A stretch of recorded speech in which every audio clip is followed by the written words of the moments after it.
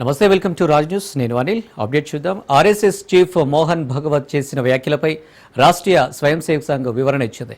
రాజకీయాల్లో రిటైర్మెంట్ వయసు గురించి అన్నట్లుగా కొన్ని మీడియా సంస్థలు చేస్తున్న ప్రచారంలో వాస్తవం లేదని తెలిపింది. మోహన్ భగవత్ వ్యాఖ్యలలో రాజకీయ ప్రకటన ఏదీ లేదని ఆర్ఎస్ఎస్ స్పష్టం చేసింది. సంఘ్ ప్రచారక స్వర్గీయ మోరో పంత్ పింగ్లే జీవితంలో జరిగిన సంఘటన గురించి మాత్రమే మోహన్ భగవత్ వివరించినట్లు ఆర్ఎస్ఎస్ వెల్లడించింది. భగవత్ పింగ్లే జీవితానికి సంబంధించి అంశాల్లోని కొన్నింటిని మాత్రం మీడియాలోని కొన్ని వర్గాలు ఉద్దేశపూర్వకంగా ఎంపిక చేసుకున్నాయని ఆర్ఎస్ఎస్ తెలిపింది. ప్రస్తుతం రాజకీయాల్లో క్రియాశీలకంగా ఉన్నవారి వయస్సును లక్ష్యంగా చేసుకుని మోహన్ భగవత్ ఈ వ్యాఖ్యలు చేసినట్టుగా తప్పుడు అర్థంతో వక్రభాష్యం చెబుతున్నాయి.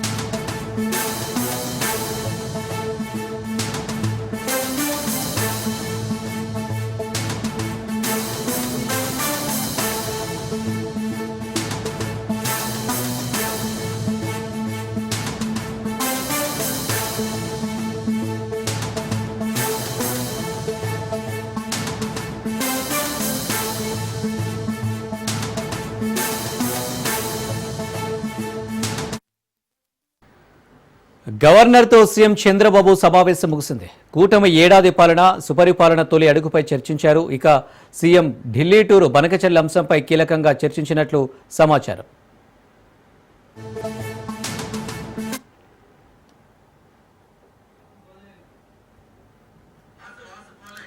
రైట్గా దీనికి సంబంధించి మరిన్ని డీటెయిల్స్ మా ప్రతినిధి వాసు అందిస్తారు. వాసు.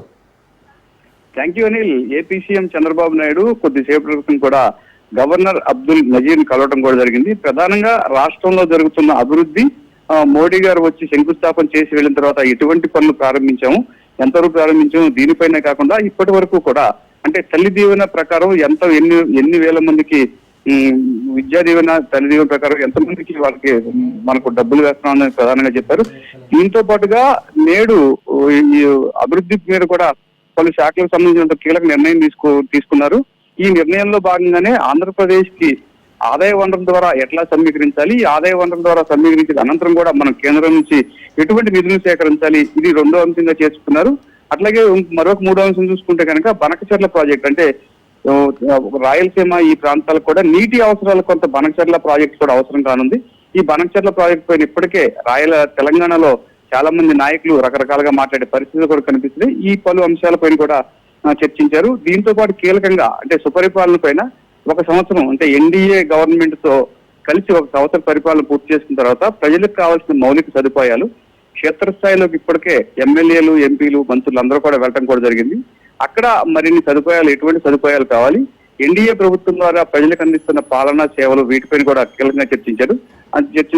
ప్రధానంగా చూసుకుంటే కనుక 8 అంశాలతో కీలకంగా చర్చించినట్టు కూడా కనిపిస్తుంది. అదే బుక్లెట్ ద్వారా కూడా నజీర్ గారు కూడా అందజేశారు. ఇదే నేపథ్యంలోనే సీఎం చంద్రబాబు నాయుడు గారు రేపు సాయంత్రం కానీ ఎల్లుండి కానీ ఢిల్లీ వెళ్లి ప్రధాని మోడీతో కూడా కీలక సమావేశం నిర్వహిస్తున్నట్టు కూడా తెలుస్తుందని. Right Vasu, thank you.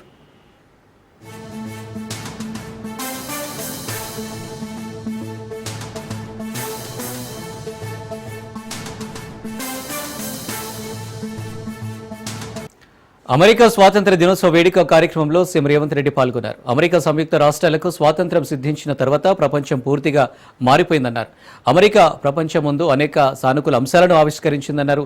ఓటమిని ఎప్పుడూ అంగీకరించని స్ఫూర్తి అమెరికాదని, ఎల్లప్పుడూ బలమైన దేశంగా అనేక అంశాల్లో ఒక సానుకూల మార్గంలో పరిష్కారాలను చూపించగలిగిందన్నారు సీఎం రేవంత్.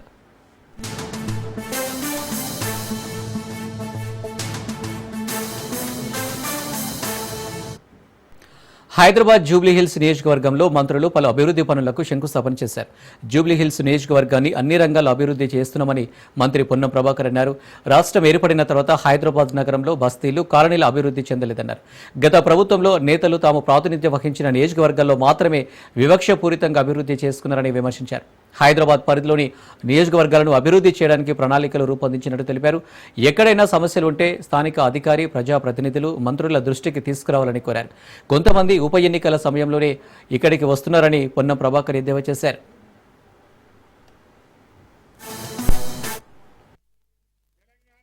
ఏర్పడ్డ తర్వాత మనం ఏ నిధులు నియామకాల కొరకు అయితే ఆక్షేపించినామో హైదరాబాద్ నగరంలో ఉన్నటువంటి బస్తీలు కాలనీలు ఏదైతే సంసిద్ధరాత్రులు ఉన్నాయో అవన్నీ సరి అయిన విధంగా ప్రణాళికాపరంగా అభివృద్ధి కాలే.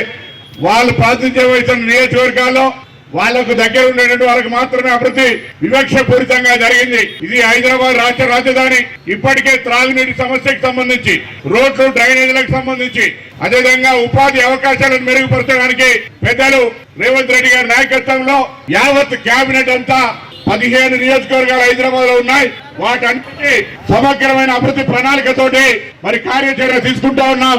హైదరాబాద్ అందరికీ విజ్ఞప్తి చేస్తా ఉన్నాం. హైదరాబాద్ లో ఉన్నటువంటి ప్రతి పౌరుడు మీకు ఎక్కడైనా ప్రజా సమస్య కనబడితే అది స్థానిక అధికారికి లేదా అక్కడ ప్రజా ప్రతినిధికి లేదా గౌరవ మంత్రుల దృష్టికి తెమ్మని కోరుతా ఉన్నాం. జూబ్లీస్ కి సంబంధించి కొంతమంది ట్రబుల్ షూటర్లని, కొంతమంది రకరకాల వ్యక్తులు కొత్తగా ఇక్కడికి వస్తా ఉన్నారు. వాళ్ళని అడుగుతా ఉన్నా, 10 సంవత్సరాల నుంచి జూబ్లీస్ కి మీరు ఏం చేసిండ్రు? 10 సంవత్సరాలుగా ప్రజలు అధికారంలో ఉంటే ఎవరికైనా ఇంట్లో ఉపాధి అవకాశాలు, కాలనీలో ఏదైనా డెవలప్మెంట్. స్థానిక సంస్థల ఎన్నికల్లో బీసీలకు 42% రిజర్వేషన్లు కల్పించాలని మంత్రివర్గం నిర్ణయం తీసుకోవడం హర్షణీయమని ప్రభుత్వ విప్ ఆది శ్రీనివాస్ అన్నారు. కామారెడ్డి డిక్లరేషన్ను నిలబెట్టిన సీఎం రేవంత్ రెడ్డికి బీసీల తరపున ధన్యవాదాలు తెలుపుతున్నట్లు చెప్పారు. కేంద్రం బీసీ రిజర్వేషన్లపై ఎలాంటి నిర్ణయం తీసుకోకపోవడంతోనే రాష్ట్ర ప్రభుత్వం ఆర్డినెన్స్ జారీ చేసిందన్నారు. బీఆర్ఎస్, బీజేపీ నాయకులు ఈ నిర్ణయాన్ని అభినందించాలని ఆది శ్రీనివాస్ కోరారు. 2018 పంచాయతీరాజ్ చట్టాన్ని సవరిస్తూ ఒక ఆర్డినెన్స్ తీసుకురావడం ఇది అభినందనీయమైన మాట సందర్భంగా చెబుతూ, కామారెడ్డి డిక్లరేషన్ అప్పుడు బీసీలకు 42% రిజర్వేషన్ ఇస్తామని చెప్పి మహేష్ కుమార్ గౌడ్ గారి నోట ఆనాడు వర్కింగ్ ప్రెసిడెంట్ హోదాలో పీసీ పెండ్ ఉన్నప్పుడు వారి చొరవ కూడా ఈ సందర్భంలో గుర్తు చేస్తూ 2018 పంచాయతీరాజ్ చట్టాన్ని సవరిస్తూ ఆర్డినెన్స్ తీసుకురావడం రాబో రోజుల్లో జరగబోయే ఎన్నికల్లో ఈ చట్టం వల్ల 42% బీసీలకు ప్రయోజనాలు ఉనగూరేటువంటి సందర్భాన్ని గుర్తు చేస్తూ రాష్ట్ర అసెంబ్లీలో బీసీలకు 42% బిల్లును బీసీ సంక్షేమ శాఖ మంత్రి పొన్నం ప్రభాకర్ గారు ప్రవేశపెట్టినప్పుడు ఆ 42% బిల్లును బలపరిచేటువంటి అవకాశం, మాట్లాడే అవకాశం ఒక బీసీ బిడ్డగా నాకు రావడం పూర్వజన్మ సుకృతంగా భావిస్తూ ఆ రోజే గౌరవ ముఖ్యమంత్రి రేవంత్ రెడ్డి గారు ప్రత్యేకంగా అభినందనలు చెప్పడం జరిగింది. ఈరోజు రాష్ట్ర శాసనసభలో బిల్లును ఆమోదింప చేసుకుని కేంద్ర ప్రభుత్వానికి పంపిస్తే ఇప్పటి వరకు కేంద్ర ప్రభుత్వం ఆ 42% సంబంధించిన దానిపైన తమ చిత్తశుద్ధి నిరూపించుకోలేరు. కేంద్ర ప్రభుత్వం దీనిపైన ఊసే పలికిన సందర్భంలో ముఖ్యమంత్రి బీసీలకు 42% రిజర్వేషన్లపై బీజేపీ స్పందించింది. హైకోర్టు మొట్టికాయలు వేయడంతో రాష్ట్ర ప్రభుత్వం స్థానిక సంస్థ ఎన్నికలు నిర్వహించాలని భావిస్తుందని బీజేపీ రాష్ట్ర ప్రధాన కార్యదర్శి కాసం వెంకటేశ్వర్లు అన్నారు. స్థానిక సంస్థల ఎన్నికల్లో 42% రిజర్వేషన్లు అమలు చేయాలన్నారు. బీజేపీ మొదటి నుంచి చెప్పిన మాటకు కట్టుబడి ఉందని కాసం వెంకటేశ్వర్లు స్పష్టం చేశారు. కాంగ్రెస్ ప్రభుత్వంపై మాకు అనుమానం ఉందన్నారు. బీజేపీ ఒత్తిడి మేరకే 42% రిజర్వేషన్ల కోసం ప్రభుత్వం ఆర్డినెన్స్ తీసుకొచ్చిందన్నారు. రాజాసింగ్ రాజీనామా అంశంపై నిర్ణయం జాతీయ నాయకత్వం తీసుకుందన్నారు. ఎమ్మెల్యే పదవి విషయంలో రాజాసింగ్ నిర్ణయం తీసుకుంటే మంచిదని కాసా వెంకటేశ్వర్లు అన్నారు. ప్రభుత్వం హడావుడి రాజకీయాలను మొదలుపెట్టింది. 18 నెలలు పూర్తిగా వస్తోంది ప్రభుత్వం ఏర్పడి. బీసీలకు మేము ఉద్ధరిస్తాం, బీసీలకు న్యాయం చేస్తాం, ప్రతి బడ్జెట్ లో 20,000 కోట్లు పెడతాం, రకరకాల హామీలు ఇచ్చేసి స్థానిక సంస్థల ఎన్నికలలో బీసీలకు 42% రిజర్వేషన్ ఇచ్చి మేము దేశానికే తెలంగాణని ఒక ఆదర్శంగా, ఒక ల్యాబ్, పొలిటికల్ ల్యాబ్ గా కాంగ్రెస్ పార్టీ మారుస్తామని చెప్పేసి హామీ ఇవ్వడం జరిగింది. అయితే 18 నెలల నుంచి స్థానిక సంస్థల ఎన్నికలు ఎప్పుడు పెడతామని చెప్పేసి బీసీల వర్గీకరణ, కులగణన మేమే ముందు చేస్తున్నామని చెప్పేసి చేయడం జరిగింది. ఇవాళ తెలంగాణలో కోర్టు మొట్టికాయలేస్తే తప్ప స్థానిక సంస్థల ఎన్నికలకు పోలేని పరిస్థితి. హైకోర్టు స్వయాన సెప్టెంబర్ 30 తారీఖు లోపట మీరు ఖచ్చితంగా స్థానిక సంస్థల ఎన్నికలు పెట్టాలని చెప్పేసి వార్నింగ్ ఇచ్చినంత పనిగా హైకోర్టు చెప్తే హడావుడిగా స్థానిక సంస్థల ఎన్నికలు పెట్టడానికి ఇంకా కూడా తాత్సారం చేస్తున్నట్టే కనపడతా ఉంది. బీసీలకు సంబంధించినటువంటి 42% రిజర్వేషన్ ని ఖచ్చితంగా స్థానిక సంస్థల ఎన్నికలలో అమలు చేయాలని చెప్పేసి భారతీయ జనతా పార్టీ మొదటి నుంచి కూడా డిమాండ్ చేస్తా ఉంది. ఇప్పుడు ఆ డిమాండ్ కట్టుబడి ఉంది. కాంగ్రెస్ పార్టీ చిత్తశుద్ధిని నిరూపించుకోవాలని చెప్పేసి ఈ సందర్భంగా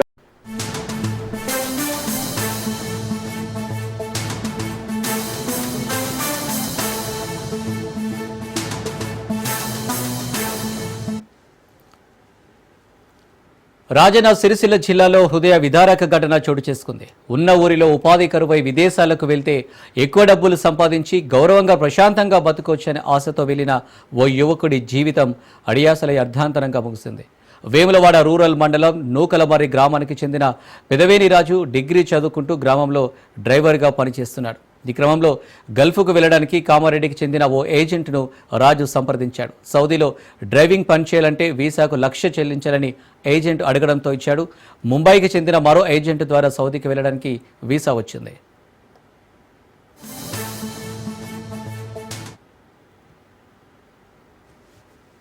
అప్పు చేసి 10 రోజుల క్రితం సౌదీకి వెళ్లిన తెల్లారి నుండి అక్కడ గొర్రెలు మేపడం, ఎడారిలో కూలి పనులు చేయించడంతో అవాక్కయ్యాడు. తాను డ్రైవింగ్ పని కోసం వచ్చానని అక్కడి యజమానిని రాజు ప్రశ్నించడంతో దాడి చేసి కొట్టారు. ఈ విషయం తల్లిదండ్రులకు తెలపడంతో ఏజెంట్ వద్దకు వెళ్లి ప్రశ్నించారు. తమ కుమారుడిని ఇంటికి రప్పించాలని కోరడంతో అతడు తిరిగి ఇండియాకు రావాలంటే మరో 1,20,000 ఇవ్వాలని ఏజెంట్ అడిగాడు. దీంతో మళ్లీ అప్పు చేసి అడిగిన డబ్బులు చెల్లించడంతో రాజు హైదరాబాద్ వచ్చాడు.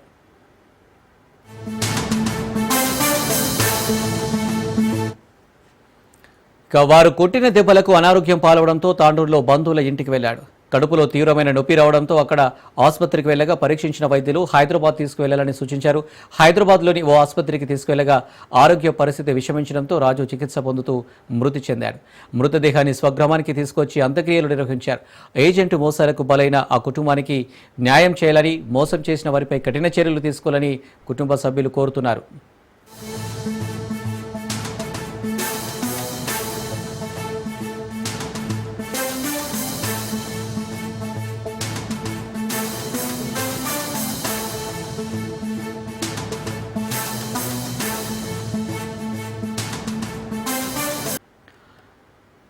కుటుంబంలో తండ్రి, కొడుకు కండరాల వ్యాధితో మంచానికే పరిమితం కావడంతో ఆ ఇల్లాలికి కుటుంబ పోషణ భారంగా మారింది. వ్యాధి బారిన పడిన భర్త, కొడుకును ఆ తల్లి కంటికి రెప్పలా చూసుకుంటుంది. వైద్య ఖర్చుల కోసం దాతలు ఆపన్నహస్తం అందించాలని వేడుకుంటుంది. మంచిర్యాల జిల్లా జన్నారం మండలం చింతగూడకు చెందిన పూదరి రాజన్న అమ్మాయి దంపతులకు 2 కుమార్తెలు, కుమారుడు ఉన్నారు. కుమార్తెలకు పెళ్లిళ్లు జరిపించారు. కుమారుడు సత్యంకు 25 ఏళ్ల వయసులో మొదలైన కండరాల వ్యాధితో క్రమేపీ క్షీణత ఎక్కువ కావడంతో మంచానికే పరిమితమయ్యాడు. కొన్ని రోజులు కొడుకును రాజన్న వ్యాధి నయం కోసం ఆసుపత్రులకు తిప్పాడు. కుమారుడి వ్యాధి నయం కాకపోవడంతో రాజన్న దిగులు చెందేవాడు. కొన్ని నెలల తర్వాత క్రమేణా తండ్రి రాజన్న కూడా కండరాల వ్యాధి బారిన పడి మంచానికే పరిమితమయ్యాడు. దానితో రాజన్న కుటుంబానికి పూట గడవడమే కష్టంగా మారింది. ఇక కుటుంబంలో తండ్రి, కొడుకు మంచం పట్టడంతో తల్లి, అమ్మాయి కష్టాల్లో ఉన్న కుటుంబాన్ని నెట్టుకొస్తుంది. 70 ఏళ్ల భర్త రాజన్నను, 40 ఏళ్ల కొడుకును తల్లి, అమ్మాయి సపర్యలు చేస్తుంది. కాలకృత్యాలు మొదలు భోజనం తినిపించడంతో పాటు రాత్రి నిద్రపోయే వరకు ఇద్దరిని కంటికి రెప్పలా చూసుకుంటుంది. డబ్బులు లేకపోవడంతో చికిత్స కోసం ఆసుపత్రికి తీసుకువెళ్లడం లేదని రాజన్న భార్య అమ్మాయే చెబుతుంది.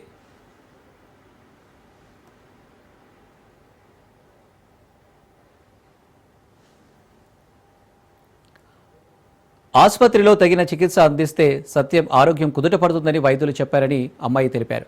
ఉన్న కాస్త భూమి అమ్మి చికిత్స చేయించినా మాయదారి జబ్బు తగ్గలేదని ఆవేదన వ్యక్తం చేసింది. ప్రభుత్వం అందిస్తున్న పింఛన్ తప్ప తమ వద్ద ఏమీ లేదని, పూట గడవడమే కష్టంగా మారిందని, తాను లక్షల రూపాయలు వెచ్చించి వైద్యం చేయించలేకపోతున్నానని అమ్మాయి కన్నీటి పర్యంతమవుతుంది. దాతలు ప్రభుత్వం సాయం అందించి వైద్య ఖర్చులకు సహకరించాలని రాజ్ న్యూస్ ద్వారా గ్రామస్తులు, కుటుంబ సభ్యులు కోరుతున్నారు.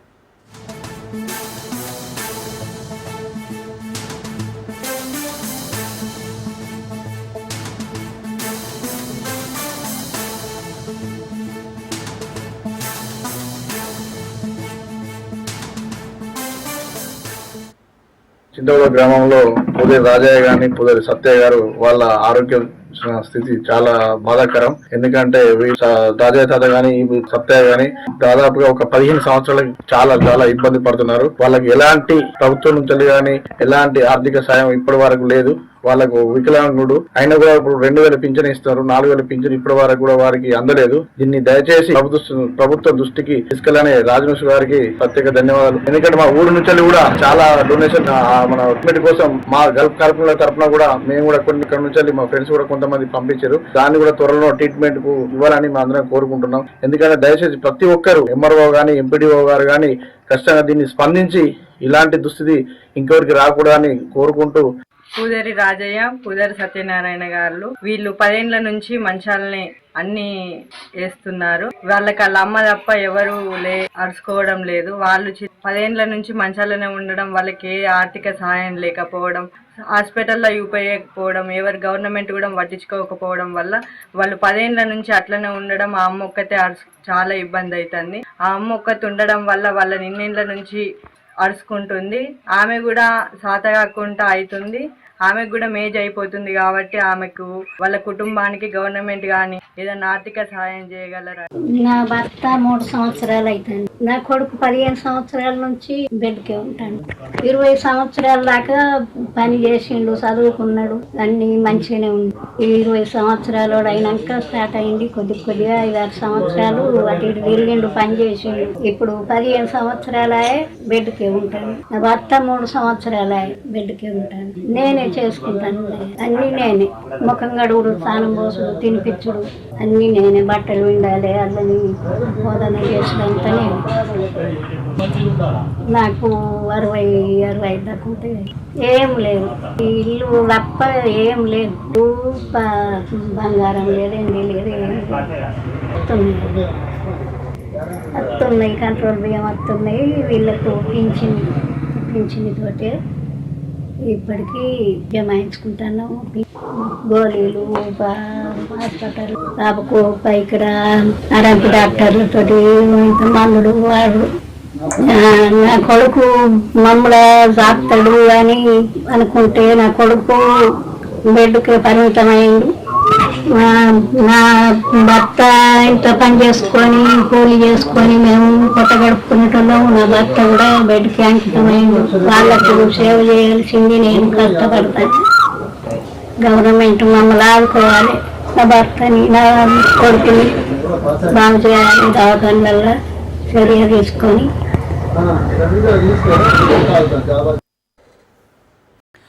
నెల్లూరు జిల్లా విడవలూరు మండలం ముదివర్తిలో జిల్లా మైనారిటీ సెల్ కార్యదర్శి షేక్ ఇమాం బాషా ఆత్మహత్య యత్నానికి ప్రయత్నించారు. 2019 నుండి పార్టీ కోసం శక్తి వంచన లేకుండా కృషి చేశామన్నారు. అనేక ఇబ్బందులు ఎదుర్కొన్నామని, కేసులు పెట్టినా వెనకడుగు వేయలేదన్నారు. పార్టీ కోసం కష్టపడిన వ్యక్తికి ఇప్పుడు అనువనువు అవమానాలు ఎదురవుతున్నాయన్నారు. కోవూరు ఎమ్మెల్యే ప్రశాంత్ రెడ్డిని నిద్రాహారాలు లేకుండా ప్రచారాలు చేసి గెలిపించినందుకు అవమానాలు ఎదుర్కోవాల్సి వస్తుందన్నారు. పార్టీ కోసం సొంత నిధులను వెచ్చించి పనులు చేసినందుకు ఇలాంటి అవమానాలు ఎదుర్కొంటానన్నారు. అవమానాలు భరించలేక పురుగుల మందు తాగి ఆత్మహత్య ప్రయత్నం చేశారు.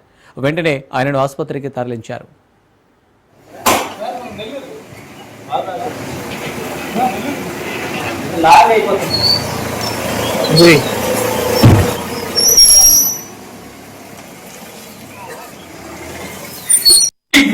ఎవరు జీవితంలో పనిచేయడం ఈరోజు వాస్తవంగా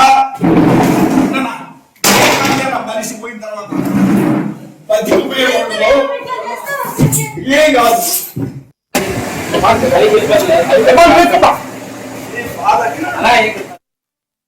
నేను 2019 నుంచి ఇప్పటి వరకు కూడా పార్టీ కోసం కష్టకాలంలో పార్టీ ఉన్నప్పుడు పార్టీ కోసం అహర్నిశలు కష్టపడ్డాను. 2019లో ఇంతకు ముందున్న గత నాయకుడు అప్పటి వరకు కూడా పార్టీని వాడుకొని పార్టీని వదిలి వెళ్ళిపోవడం జరిగింది. పార్టీ జెండా కింద పడకూడదనే ఉద్దేశంతో ఒక కార్యకర్తగా నేను వచ్చి దాన్ని నిలబెట్టి గ్రామంలో 2021 పంచాయతీ ఎన్నికల్లో అఖండ విజయం సాధించేదాకా ఎంతో కృషి చేయడం జరిగింది. 2019 నుంచి చాలా మంది భయపడే పరిస్థితుల్లో కూడా ఇమాం బాషా అనే వ్యక్తి ప్రతి దానికి పోరాడాడు తప్పితే ఏ రోజు నిన్ను చూపిన పరిస్థితి కాదు.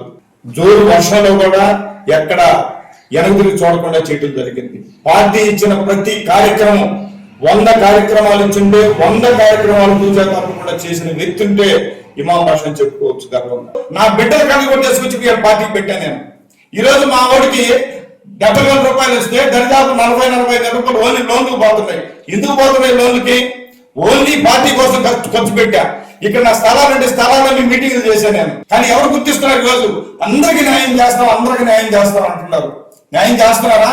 పార్టీ కోసం ఇంత కష్టపడి పనిచేసిన నాకే విలువ లేనప్పుడు నేను ఉండాల్సిన అవసరం ఏముంది? ఇది ఆలోచిస్తాం. ఎల్లకాలం ఇదే కార్యకర్త అనే వ్యక్తికి ఎప్పుడు అన్యాయం జరుగుతూనే ఉండాలా?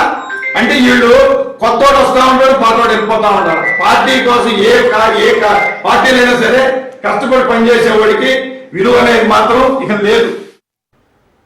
నేను నేటి బాలలే రేపటి భావి భారత భవితవ్యానికి దిక్సూచిగా ఉండాలన్న మాటకు ఈ విద్యార్థి నిదర్శనంగా నిలిచాడు.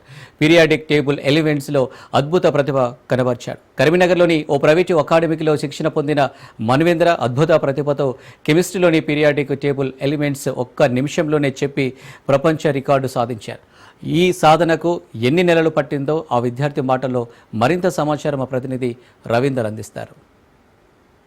విద్యార్థులు నేటి భారతానికి భారతదేశంలో ఒక విద్యార్థి అనే ప్రతిభను చాటుకునే విధంగా కూడా విద్యార్థులు తయారవుతున్న పరిస్థితి కనబడుతుంది. ప్రస్తుతానికి కరీంనగర్ సంబంధించిన విద్యార్థి కనపర్తి మన్వేంద్ర అతను ఒకవైపు అబ్బురపరుస్తున్న పరిస్థితి కనబడుతుంది. మనతో పాటు మన్వేంద్ర ఉన్నాడు. మన్వేంద్ర ఏ విధంగా అతను చదువుకొని ఈ పీడియాట్రిక్ సంబంధించిన టేబుల్ 45 సెకండ్లోనే కంప్లీట్ చేసి ఒకవైపు ప్రపంచ రికార్డు సాధించాడు. ప్రపంచ రికార్డు సాధించడానికి అతను ఏ విధంగా దీనిపైన సాధన చేశాడు, ఎట్లా ముందరిపోయాడో మనతో పాటు అవి తెలుసుకోవడానికి మన్వేంద్ర ఉన్నారు. చెప్పండి, చిన్నతనం నుంచినే ఒకవైపు మీరు ఇట్లాంటి అద్భుతాలు చేయడం కానీ, లేదంటే స్టడీలో మీరు చదువుకోవడం కానీ, ఇంకా ఏమైనా చేయాలనే కోణంలో మీరు అప్పటి నుంచే ఇటువంటి చేస్తూ ముందరికి పోవడం జరిగిందా? నేను చిన్నప్పటి నుంచి నాకు ఏదైనా ఒకటి అందరి ముందుగా, అంటే అందరు ఇట్లా ఫోటోలు కనబడుతున్నాయి కాబట్టి నేను అట్లా కనపాలని నాకు కూడా ఉన్నది. అందువల్ల ఇది గిన్నీస్ బుక్ వరల్డ్ రికార్డ్ అనేది చేసిన. ఇది చాలా కెమిస్ట్రీ అని 180 ఎలిమెంట్స్ చెప్పిన. ఇది ఎవరు సాధించలేదని సాధించిన. అందరికీ 30 ఎలిమెంట్స్ వస్తే నాకు 180 ఎలిమెంట్స్ నేర్చుకొని 145 సెకండ్స్లో చెప్పినా కాబట్టి వరల్డ్ రికార్డ్ వచ్చింది. దీన్ని సాధించడానికి ఎన్ని రోజులు తపన చేశారు, ఎట్లా ముందరికి పోయారు, అంటే ఎట్లా ఏ విధంగా చేయాలి, ఏంది దాని గైడ్ లైన్స్ ఎట్లా తీసుకున్నారు, ఎట్లా ముందరికి చేశారు? ఇది నేను ఒక 3-4 మంత్స్ నుంచి చేస్తున్నా. మధ్యలో గ్యాప్ వచ్చింది. అందువల్ల ఒక 2 మంత్స్ నేను రెగ్యులర్గా ప్రాక్టీస్ చేసి ఈ రికార్డ్ అని ముట్టిన. తల్లిదండ్రి పిల్లల్ని పెంచినప్పుడే కాదు, పిల్లలు 10 కూడా అయినప్పుడు మనకు ఆనందం కలుగుతుంది అంటారా? మీకు ఇప్పుడు ఎట్లా ఉంది? చాలా సంతోషంగా ఉందండి. చాలా I'm very happy and very proud of this moment. దీనికి మెయిన్ తనకి ఇంట్రెస్ట్ ఉన్నదాన్ని ప్రతిభను చూసుకొని గుర్తించి దాన్ని మనము సపోర్ట్గా మా వేణు సార్, ఆయన మెమరీ ట్రైనరు, ఆయన సపోర్ట్తోని ఇంత అచీవ్ చేయడం అనేది చాలా సంతోషంగా అనిపిస్తుంది. నేను చాలా గర్వంగా ఫీల్ అవుతున్నాం. బాబు ఇలా ప్రయోజకుడు కావడంతో మీకు ఎట్లా ఉంది ఫీలింగ్? నాకు చాలా హ్యాపీగా అనిపిస్తుంది. సో అందరూ కూడా ఈ జనరేషన్లో ఇలాంటి ఎథిక్స్, మోరల్స్ అన్నీ నేర్చుకుంటూ మంచి మెమరైజ్ చేసుకుంటూ మంచి ట్రైనర్ ఉంటే ఏ విద్యార్థినులైనా గొప్పవారు అవుతారని నేను తీర్చిదిద్దుకుంటారని కోరుకుంటున్నాను. బాబుని ఎట్లా ట్రైన్ చేయడం జరిగింది, ఏ విధంగా దీన్ని ముందర తీసుకుపోయారు? మెమరీ ఫైలింగ్ అనే ఒక సిస్టమ్ ఉంటుందండి. అయితే కంప్యూటర్లో ఎట్లయితే మనం ఫోల్డర్స్ క్రియేట్ చేస్తామో అలాగే మన బ్రెయిన్లో కూడా ఫోల్డర్స్ క్రియేట్ చేయొచ్చు. అయితే we call it as memory filing అనమాట. అయితే ఈ మన్వేంద్ర ఏంటంటే మనకు 2 years అగోనే మేము ఇండియన్ నేషనల్ ఛాంపియన్షిప్కి సెలెక్ట్ అయ్యాడు. అప్పుడు నేషనల్స్ కూడా తీసుకెళ్ళాము. నెంబర్ మెమరైజింగ్, బైనరీ డిజిట్స్, దాంట్లో తను ఎక్సలెంట్ పర్ఫార్మెన్స్ ఉండే అనమాట. దాన్ని గుర్తించిన తర్వాతనే అరే ఇంత మంచి టాలెంట్ ఉంది కదా అని చెప్పి మేము తనకు ఏరియా ఆఫ్ ఇంట్రెస్ట్ కెమిస్ట్రీ ఉండడంతో కెమిస్ట్రీ ఎలిమెంట్స్ ఫస్ట్ నేర్పించాము. దాంతోపాటు ఆటమిక్ నెంబర్స్, మాస్ నెంబర్స్ గుర్తుంచుకోవడం అనేది అయితే అసలు అసంభవమైన విషయమే. బట్ ఆయనకి ఆల్రెడీ నెంబర్ మెమరైజింగ్ అనే దాంట్లో స్పెషల్ టాలెంట్ ఉంది కనుక దాన్ని మేము కొంచెం సానబట్టి మెమరీ ఫైలింగ్ కాన్సెప్ట్తో పూర్తిగా నేర్పించాం. 118కి 118 ఎలిమెంట్స్వి, ఆటమిక్ నెంబర్స్, మాస్ నెంబర్స్ సీక్వెన్స్లో అడిగినా ర్యాండమ్గా అడిగినా కూడా తను చెప్పాడు. ఆ వీడియో రికార్డింగ్ని మేము తీసుకొని వరల్డ్ రికార్డ్ నామ్స్ ప్రకారంగా దానికి సంబంధించినటువంటి పారామీటర్స్లో అవన్నీ కూడా ఫార్మాలిటీస్ ఫిల్ చేసిన తర్వాత and today we received the award. And ఈ సర్టిఫికేషన్ ప్రోగ్రామ్ మా స్టూడెంట్కి జరగడం అండ్ ఇంకొక అబ్బాయి మా అకాడమీ నుండి వరల్డ్ రికార్డ్స్లోకి వెళ్ళడం, అందులోనూ అది అకాడమిక్ పర్పస్లో ప్రతి ఒక్క పిల్లోడికి కూడా ఇది ఒక ఇన్స్పిరేషనే. సిస్టమ్కే ఒక చిప్ అనేది ఉంటుంది, కానీ విద్యార్థులకు ఒక చిప్ అనేది క్రియేట్ చేయడం మైండ్లో, ఆ క్రియేట్ చేసిన చిప్ తోటి ఒకవైపు అతను అటమిక్ పవర్స్ కావచ్చు, ఒకవైపు ఇటువంటి గుర్తుపెట్టుకొని అతను ఒక అబ్బురపరిచే విధంగా 45 సెకండ్లో చెప్పడం, అదేవిధంగా ప్రపంచ రికార్డు సాధించడంతో వాళ్ళ కుటుంబ సభ్యులే కాదు ఒకవైపు దేశ వ్యాప్తంగా ఉన్న ప్రజలు కూడా ఆనందం వ్యక్తం వ్యక్తం చేస్తున్న పరిస్థితి కనబడుతుంది. విద్యార్థులు అనేది ఒక చదువే కాదు, చదువులతో పాటు సోషలిజం కావచ్చు, ఇటువంటి మరెన్నో నేర్చుకున్నట్టయితే కంపల్సరీ విద్యార్థులు ముందడుగేసే అవకాశం ఉంటుంది. ప్రతి ఒక్కరూ దేశానికి ఒక గర్వకారణంగా మారాలని ఇక్కడికి వచ్చిన పేరెంట్స్తో పాటు టీచర్స్, అదేవిధంగా చదువుకున్న విద్యార్థి కూడా అతను కూడా చెప్తున్న పరిస్థితి. కెమెరా పర్సన్ సంజయ్తో కలిసి రవీందర్, రాజ్ న్యూస్, కరీంనగర్ జిల్లా నుంచి. ఖరీఫ్ సీజన్ వచ్చిందంటే రైతులు వ్యవసాయ పనుల్లో బిజీగా ఉంటారు. రైతుల అవసరాలను ఆసరిగా చేసుకున్న వ్యాపారులు యూరియా కృత్రిమ కొరత సృష్టించి రైతులను ఇబ్బందులకు గురి చేస్తున్నారు. 260 రూపాయలకు దొరికే యూరియా బస్తాను వ్యాపారులు 450 రూపాయలకు బ్లాక్లో అమ్మడంతో రైతులు ఆర్థికంగా నష్టపోతున్నారు. కొమరంభీం జిల్లాలో యూరియా బస్తాల కోసం రైతులు అనేక ఇబ్బందులు పడుతున్నారు.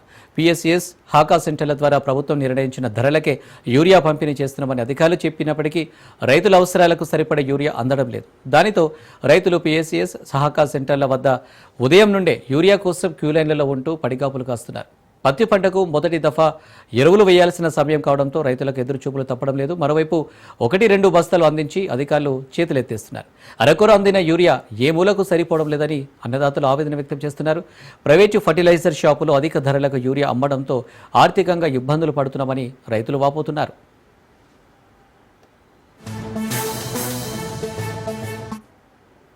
మాకు బంద్ అవుతున్నాయి సార్, మాకు యూరియా దొరకలేదు, మేము రైతులు ఎట్లా చేయాలి, మాకు యూరియా వస్తలేదు అని అంటున్నాను షావుకారులు.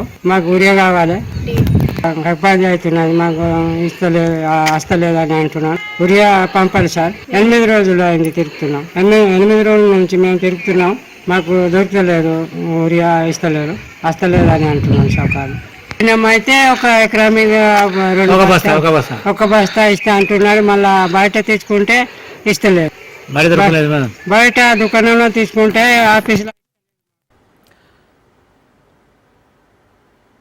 జిల్లాలోని 15 మండలాల పరిధిలో వానాకాలం సీజన్లో సుమారు 4.5 లక్షల ఎకరాల్లో పంటలు సాగవుతాయని వ్యవసాయ శాఖ అధికారులు అంచనా వేశారు.